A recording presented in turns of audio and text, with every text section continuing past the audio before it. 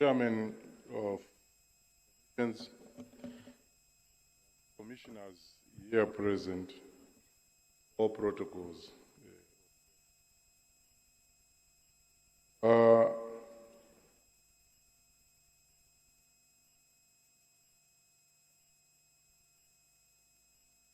I will start from the end,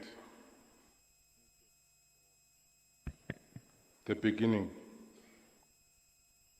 End is that the only certain thing in life is the past. Future, only death. Therefore, I will start from death in terms of property ownership.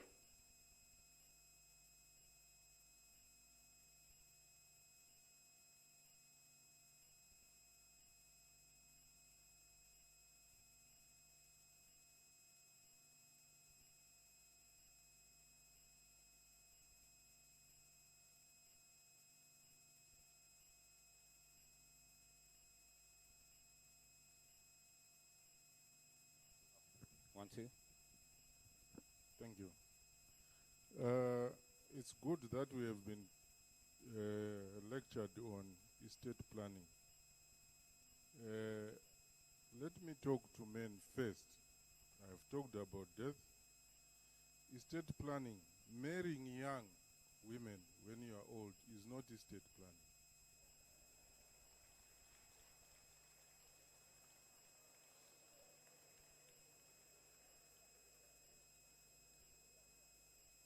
But I will also talk to women. Harassing and abandoning your husband in old age is also not estate planning.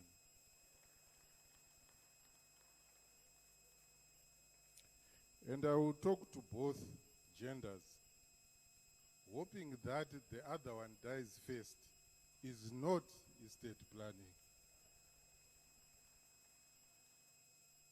In terms of property ownership, I'm talking here about housing in Zimbabwe. I will start from the Sabogu deals.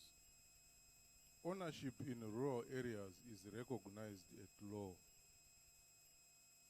The manner in which one acquires is one which is troublesome.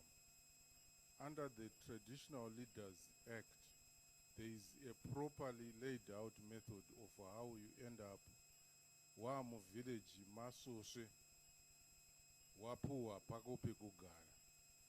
So what Masabu could do is illegal when they follow that process.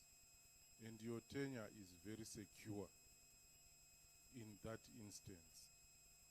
And of course, if you are thinking of avoiding tax that we have been told about here, build in the rural areas. That's part of developing our rural areas. It's not bad to be in rural areas, because when you retire at times you cannot even afford the life in town, because everything else in town is something that one has to pay for. Now, models of property ownership while we are living, in terms of that which is enabled by the state. We have a lease with an option to purchase. What we do is, if the government builds houses through the NHF, National Housing Fund, every citizen in the country has access to the National Housing Fund. So you are given a lease with an option to purchase. The conditions within that lease is that for a period, if you are a civil servant, for a period of 2 years you pay your rentals. Thereafter, you can exercise the option. It's not the government that tells you to exercise the option. After 2 years, because within that lease agreement, it's clearly stated that you can exercise the option to purchase by writing to the ministry. But you should not have arrears on your rentals for you to be allowed to exercise that option. So that's National Housing Fund properties. We have what we call the Housing Guarantee Fund. It's not capitalized at the moment, but the Housing and Guarantee Fund, what it does, it at times when it's well funded, protects citizens from foreclosures, the pain of foreclosures. Foreclosure is when your creditor moves in to take your security. Before any house is sold under attachment, under the laws of attachment in Zimbabwe, they write to the Secretary of Housing to notify that a house is being sold for security to this amount. Is the Secretary going to exercise the right to protect a citizen in such a situation? What that means is we take away from your creditor the pressure, then you owe government, you are then obliged to pay. The government is not doing you a favor in terms of paying. It's just giving you breathing space so that you don't lose the property. Right now we are considering those owing amounts of up to 10,000 USD. We have been able to protect a number of citizens. But for a period of time that we give you to pay, your deed has a caveat. If you then fail to pay back to government, then the government moves in to take over the property. There's also rent to buy, say the same scenario, with a lease with the option to purchase. When you exercise the option to purchase, you need to enter an agreement of sale with the government. Enter an agreement of sale with the government, right? The agreement in our agreement of sale, unlike others, you are required to state your dependents, your children, your wife or wives, whichever the case may be, so that in the event, this event is not unlikely. Remember, death is not unlikely. It's very likely to all of us. So in the likely event that you die earlier than we would have projected, we know who to talk to. We know who will approach us because they are listed in the agreement of sale. But one thing and one experience that I have had with civil servants is that when they do these agreements, they then don't divulge them to their dependents. Vana havatozivi panogara mapepa ewaya, mai havatozivi panogara mapepa ewaya. Saka zvinozoitika ndezvekudai. Iwe wa-exercise option here to buy, or even lease with option to purchase. Vana vako nemudzimai vanenge varipo. I'm assuming baba ndo vanoshanda. Or vari mai, baba nevana vanenge varipo pa lease with option to purchase. Zvatinoitira ndezvekuti kana usati wa-exercise option iyoyo,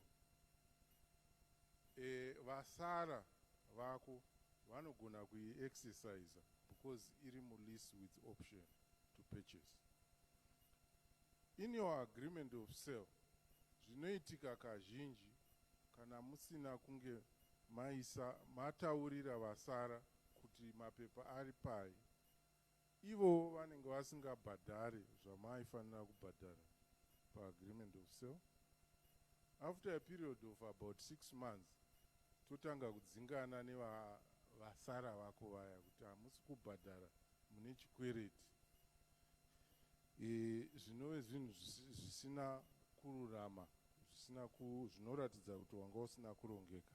At the end of it all, you will get your title deed to the property. will go on also to explain the government properties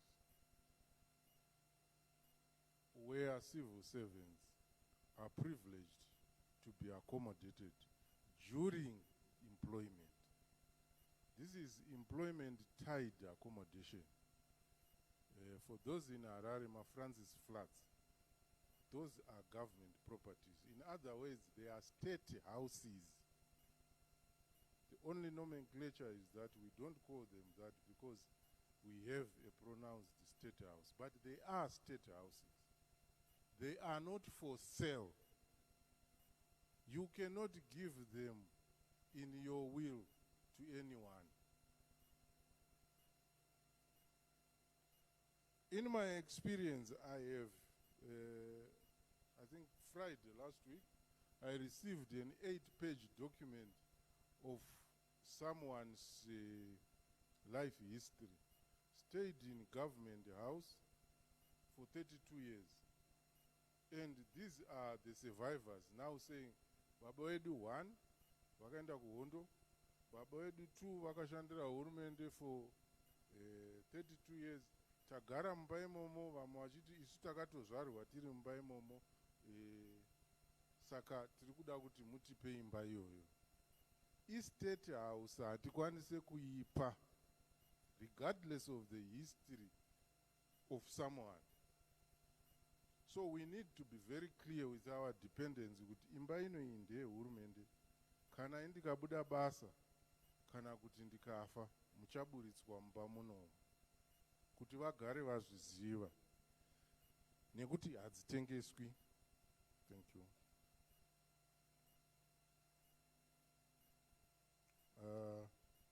Now I will go to schemes that could be availed or that are in the offing for civil servants. The problem is, as civil servants, we feign ignorance when reality has hit us. What do I mean? A lot of civil servants, chairman, joined dubious housing schemes and they paid a lot of money. When it hits the fan, they come to the Ministry of National Housing and say, government hapana zvainokwanisa kuita here nekuti takatorerwa mari. Pane pasina chandokwanisa kuita because as a private citizen, you are free to contract with whoever you want. That is guaranteed in the Constitution. If you contract with someone, obva azokubira, maakufanira kuendesana kumatare. The government cannot intervene in a case where you feign ignorance on procedures of acquiring or joining schemes. Now, there have been schemes, even those sponsored by government, where people are giving a piece of land, Okwana 10 stands, but the grouping is 25 people. Already, patone, vese vane vachingonzi contribute, or historically, if I can go back, we had what we called the pay for your house scheme, where every citizen was contributing into one pot without any identified site for any of the houses that we intended to build. That was a typical pyramid scheme.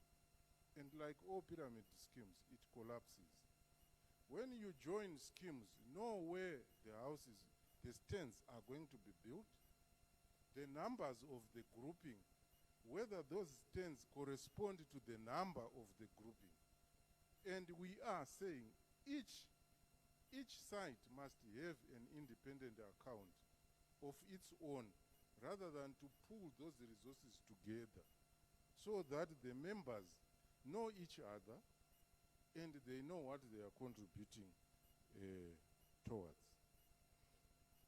So in terms of what we are formulating, of course, together with the employer, is a brand of cooperation among groupings, identified land, and then people can start to contribute to schemes.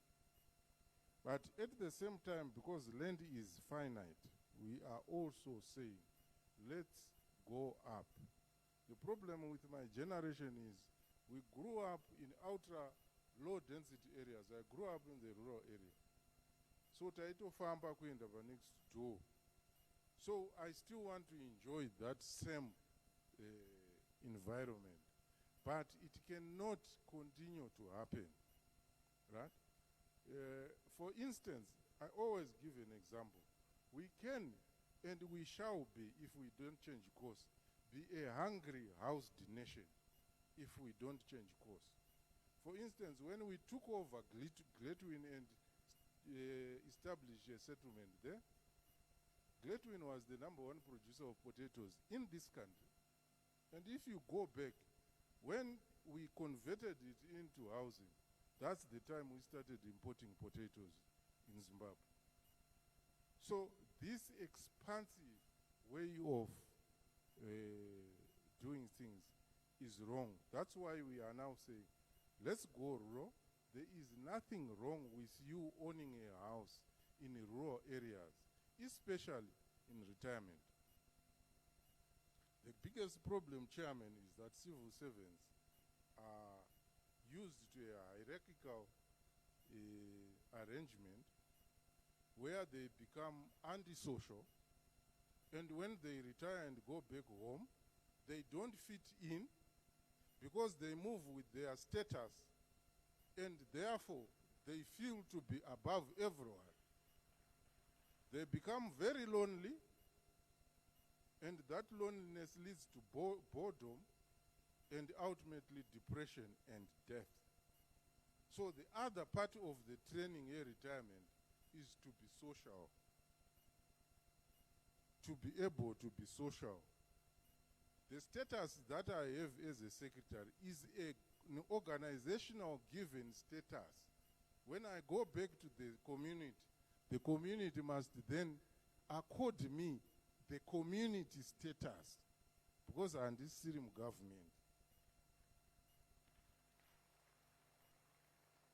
So there is nothing wrong in going rural.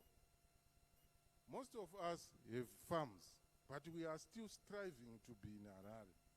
Let's go to the farms, develop those farms, and eke out a living out of the farms. There is nothing wrong. Kuti ndiri kugara kufarm mazuva anaya. Right? The other thing is, in conclusion, once you are towards retirement, don't continue working for your children. Kuti vana vangu vanozoita sei? Kana usipo vanoona kutamba. Try to enjoy your life. Some parents are working for 40-year-olds up to now. Kuti vana vangu vanozotambudzika. Ari kutotambudzika nechekare. Let the guy get used kukutambudzika uripo. Don't cover him.